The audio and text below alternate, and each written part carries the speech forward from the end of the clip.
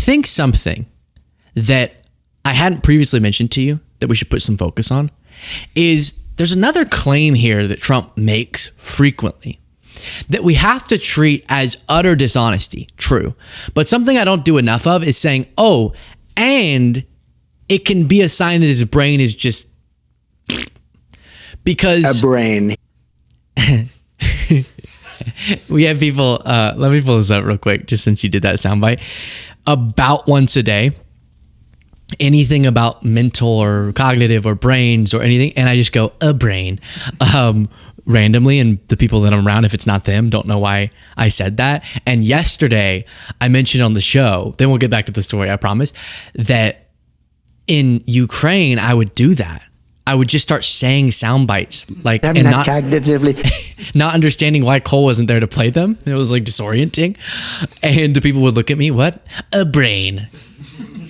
Heck is he doing? China. And it was weird. And then someone wrote on the show saying, also, I accidentally said a soundbite out loud the other day in a conversation with real people. So that's where we are. But really, thank you so much. So I guess it's happening to members of our audience as well. But we can say, hey, yeah, Trump's a liar. But also the lies he's choosing to tell, the type of the lie, can be a major sign that something's going wrong between the ears. And this is an example that we've come over a million times, but I didn't even think about until today. Listen to a claim he makes, and then we'll talk about the cognitive explanation for it. He's talking about the USA. They're talking about the job that we're doing. Everybody, we have the best economy. We have a very, very important decision being made by the Supreme Court because our country is the richest, the strongest, the most powerful. But if for some reason some liberal court, I'm talking about the court that just ruled, where even an Obama judge voted in favor of us, which I gave him a compliment yesterday, as you know. I said that took great courage. But it's a liberal court, and it's going up to the Supreme Court, who I think have been incredible people. I think they've made very wise decisions. But the tariff question, because without the tariffs, this country is in serious, serious trouble. We've taken in almost $17 trillion of investment is coming in. Most of it is coming because of tariffs. And if for some reason... Okay, so everything he's saying there is economically dumb. But let's grab onto that line for a second here, and then I'll flash you back to other examples of this. He's a liar. So of course he's going to overstate the investment that he's brought in. All these companies, foreign countries are lobbing investments into the U.S. economy. But if you're willing to lie, normally you would tell a lie that would be convincing. And this is very comparable. I'll remind you of the clip in a second of his, we're reducing drug prices by 1,300%, which doesn't mathematically make any sense because you couldn't reduce a price below 100%. That would be the whole price. So he is arguing that he's getting drug companies to pay us for their drugs, huh? And so it's the combination. It's why he's so dangerous. If he's experiencing this decline, it's only worsening in a really dishonest person. So it's like demented and dishonest all at once, which is a particularly dangerous cocktail. And think about that number, $17 trillion. The U.S. economy is $27 trillion. China GDP is $18 trillion. So he's brought in investment to the United States, the entire Chinese economy, which doesn't make any sense. It's not possible. But before going to the explanation as to why we could explain this behavior, this is something we've been dealing with for a while. We are getting investment because of that bill. We're having investment made in this country that nobody's ever believed. We're up to... Okay, he's about to say we're up to. I want either of you can grab your mic. What number do you think? It started at the beginning of his administration at $2 trillion. What number do you think he's going to say he's brought into the United States in business investment? I feel like it's up to 11 trillion at this point. Okay. Cole, do we have a guess? It gets bigger every time. I'll go 14. 14. Okay, let's listen. Let's listen. Again, it started at 2 and it was at 5 on his Saudi Arabia UAE Qatar trip. Let's see where it got to. That nobody's ever believed. We're up to close to $15 trillion. Other administrations, they wouldn't do that in 4 years. $15 trillion. And we did it in, I mean, that was a number from a couple of months ago, and now it's substantially higher than that. Oh, it's higher. We're having car companies come in and build their plants here, which they wouldn't have even thought about. They would have never done it. We have AI, which is the big hot thing, and they're spending trillions of dollars. So take this down for a second. Let me just remind myself, U.S., just to give you the exact GDP. The U.S. GDP is $27 trillion. So he's saying that he has more than half of the U.S. GDP to increase investment. That is... that would be an achievement. Now, what actually the case is that if you combine all of the receipts they posted on their site where they track this, it's 2.6 trillion and 1.3 trillion of private business investment that's been attained during his administration was attained during the Biden administration. So we're at probably 1.3, which is big. So that is a big difference. And we covered that a while ago. You already heard since the 15, it's gone up to 17. But when they actually try to provide receipts, they have to pull up a bunch of stuff from the Biden era, and it still is nothing close. So they are overinflating the real number, and the real number is less than 3. And even that's overinflated. And then he stretches it all the way to 17, which again, I think is what we talked about in a different segment. Sorry for all these flashbacks, but there was a Hill piece called Trump's Mental Decline is Undeniable, So What Now? And it explained, don't just pass by these stories as just dishonesty, but also a cognitive event of some sort, because Trump in his past would lie completely, but the lie would still make sense if it were true. It would be possible if it were true. But now he's starting to say these stories and tell these vivid memories that are completely fabricated for no reason. And then combining that dishonesty and maybe it's demented or whatever the correct word is for it. Now, this is funny. Before getting this flashback, you're going to notice this video is from over a month ago. I've worn the shirt I have on 2 times in this shirt's life. And this flashback just happens to be when I was wearing the shirt the first time. So I do wear other outfits, but it happens over a month ago I was wearing the same outfit. Titled, Trump's Mental Decline is Undeniable. So what now? Confabulation. It's a word you're going to be hearing a lot in the coming months. President Trump has always been willing to mislead people. Whoa. What's happening with my computer? When it was to his advantage. Even his supporters recognize this. Hence the famous admonition to take Trump seriously, not literally. Whatever the hell that means. But what Trump is doing now is something different. Confabulation is sometimes called honest lying because the person doing it genuinely believes that what he's saying, even if it is obviously and patently false. And I messed up the reading of that sentence. Period. False. Period. Okay. I'm cognitively great. I just told you about that in the other segment. A person confabulates when they are telling completely invented stories that don't provide them any particular tangible benefit. In other words, it's not like lying to try to get out of a speeding ticket because you're saying things in vivid detail that aren't true, but clearly in the moment you think that they're true. Honest lying, as they said, or confabulation. Confabulation isn't misremembering a date or forgetting something. The mistakes of memory we are all subject to become confabulation when people remember false information in vivid detail. So some things, like what I'm about to show you, are examples of that confabulation. Not something I really understood or knew about much before. That are more clear examples of that, like him telling this bizarre, his uncle story. And it's like, there was no reason to lie about that, even by Trump's standards. I think he actually just doesn't understand what he's saying. He's inventing stories, and that's scary. In the case of the 17 trillion investment lie, I think it's a combination of his normal lies, exaggerating everything, and not realizing that what he's saying doesn't make mathematical sense. Like him exaggerating drug price reductions when they're going up, not down.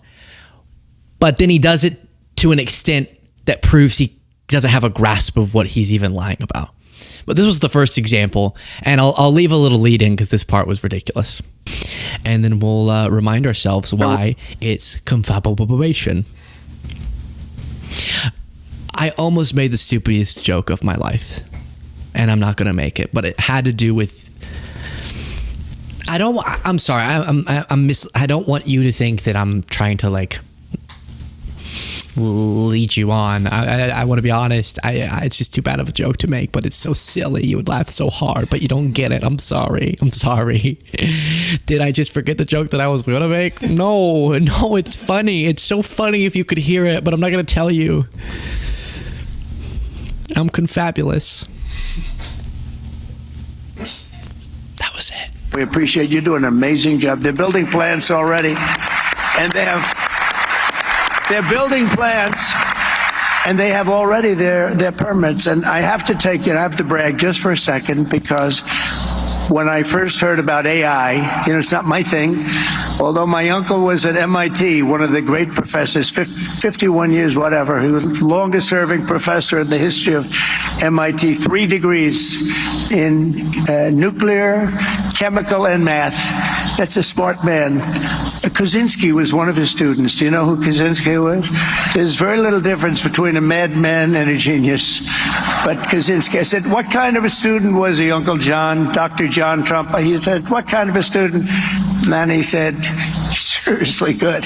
He said he'd go around correcting everybody, but it didn't work out too well for him.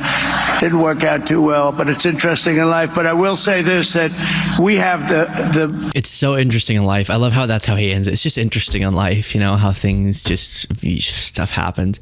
And then I'm doing a Pep commercial. We'll stop it there. I already plugged Pep today. But I will say subscribe. As far as plugs go, do click the subscribe button, get the members only bonus by clicking that join button below as well. So in that story, if you don't remember, just to remind us of some of these examples that the article cited, he tells the story, it's so vivid. His uncle, renowned for teaching chemical, and he had the Unabomber in his class, Kaczynski. But then you learn Kaczynski didn't go to MIT. He couldn't have been taught by Trump's uncle, and Trump's uncle died years before Kaczynski was known to be the Unabomber. And so there would be no way for them to have talked about that story in a couple of ways. But did that look like he was lying? No, it looks like he created a fake story in his head, which is really disturbing.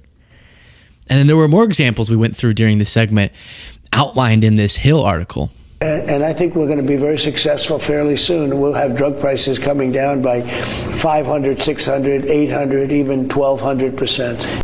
So it just sounds, I watched that and I'm trying to meet the moment, because before I feel like a lot of my content would be subdued by the fact that I just accepted a lot of these dumb Trump assumptions. I would just go, nah, that's Trump. I don't know, that's Trump. Why? Why would we do that? That's ridiculous.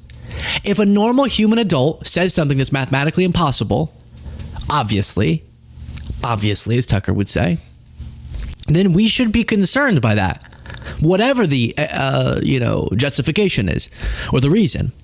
That's complete nonsense, they say, unless drug companies will be paying patients to accept prescriptions, since reducing drug prices by 100% would mean they were free. Certainly someone who got a business degree from Wharton and has spent his life running a company would know how percentages work. So that was the other example. And then we'll just jump forward to one other example. I'm letting I feel like it's not the same as phoning it into this segment if the past me's in the same outfit. Because it's like, it's still me in this shirt. So like, you came for me in this shirt today, and it's me in this shirt someday. In his insistence that former President Obama and his FBI director James Comey made up the Epstein files. Let's show ourselves that clip. Why don't we? These files were made up by Comey. They were made up by Obama. They were made up by the Biden. We went through years of that. Very true. With the Russia. And the Biden, is not the part that they're talking about. Even though they were long out, those people, of office by the time Epstein was most recently arrested in 2019. Obama was long out of office. Again, that's very troubling because being unable to correctly process when past events took place is a common feature in confabulation. The same goes for being unable to remember that he himself appointed Jerome Powell. I don't need to show that. We've shown it like 100 times. But he said, why did Biden appoint Jerome Powell? Why the hell was he appointed? And Trump appointed him. And then, of course, there are the little lapses in judgment that Trump has been displaying recently. And so, as you heard me say in one of those flashback clips, it is so easy, and I do it, and I'm guilty of it, and that's why I'm trying to, as I previously said, great point by that guy, meet the moment, is we can't allow ourselves to be numbed out by how Trump is just constantly telling fake stories. He's constantly lying. He's constantly misunderstanding or misremembering things. So we go, no, don't make a story out of that. That's just his thing. But it's not. That's not the standard they held Biden to. As much as they now rewrite it and act like nobody was criticizing Biden's age or Biden's decline, there was much criticism of that, leading to him literally in an unprecedented manner dropping off the ticket right before the election. But of course we should hold Trump to the same standard that we'd hold any other president to. And when Biden would have his, I can never remember this. Let me see if I can get this Biden cannibal story. What was this? Biden implied his uncle lost in World War II was eaten by cannibals. So like, I don't think that happened. Is that the takeaway? That would be crazy if that did that happen. Accused of Biden disparaged Biden's comments offended a key strategic ally. Okay, did it come out that it wasn't true? Because if it was true. Okay, whatever. He said something and you're like, oh, whoa, Joey, you're crazy. Don't stop it, Joe. Stop it. But Fox News is going to run a whole series of stories about that. Fine. He's the president. Every word matters. And we should be very critical. But then when Trump is constantly saying things that make no sense at all, maybe Biden just thought the cannibal thing happened, which would be like, ooh. Especially if it did. He dropped that for the first time in his whole career. That's a cool story. But I don't even remember the specifics. I'm sorry if it's offending anyone. I don't even know what it is. But then Trump does it and they have no problem. That's just Trump. That's Trump. This was the ending of this story. And it concludes, Donald Trump is showing all the signs of suffering from dementia. Again, I can't diagnose that. I don't know. But if this were a neighbor, a parent, or a family friend, you would have no trouble seeing it. We should not turn our heads just because it is president. It is the president. Is the last sentence. Not it is president. It. Trump. And I think that's right. I think that's right. Is I'm sure what he was going to say. So yes, I just wanted to check. I think we every once in a while got to check back in. And the latest example that I didn't think of was, wait, why is he saying that $17 trillion in investment? Oh, he's lying. Yeah, obviously. But why would he keep saying things that make it a lie that you can't believe because you know it's not possible for whatever reason? Economic reasons, mathematical reasons, timeline reasons, like with his uncle's story. And maybe it's that dangerous combination of his dishonesty with his brain. There we go. Share your thoughts in the comments. That is today's show. I appreciate all of you so much for watching and listening. If you're a podcast listener, don't forget to rate and review. I would appreciate that a ton, and I'll talk to you all next time.